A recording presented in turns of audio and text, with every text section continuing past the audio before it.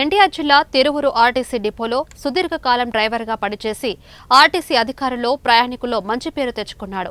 GVK రావు అంటే మనవాడు, GVK రావు అంటే అందరివాడు, జీవీకే రావు అంటే మంచి స్నేహితుడిగా పేరు సంపాదించుకున్నాడు. ఆయన రిటైర్మెంట్ సందర్భంగా ఆర్టీసీ డిపో ఆవరణలో డిపో మేనేజర్ సుబ్రహ్మణ్యం ఆధ్వర్యంలో జీవీకే రావుని శాలువాలు కప్పి ఘనంగా సన్మానించారు ఆర్టీసీ సిబ్బంది. చదువు నేర్పినటువంటి మాస్టర్ ఎప్పుడు అంటుండేవాడు ఏంటంటే నమస్కారం లేనోడికి సంస్కారం తెలియదంట. ఆయన ఎప్పుడు ఉన్నా సరే నమస్తే వందనాలని చెప్తుండేవాడు. అంటే నమస్కారాలు పెట్టించుకోవడం కాదు నేను చెప్పేది. ఒక వ్యక్తి సంస్కారమైన వ్యక్తి ఉండాలంటే పుడతా మనం ఎవరం కూడా శత్రువులం కాదు.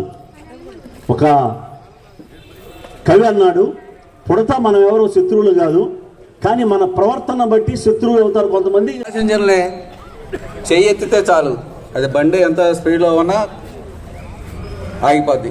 సర్వీస్ మోటివ్ ఉన్న మనిషి, అన్ని రకాలుగా మంచి లక్షణాలు.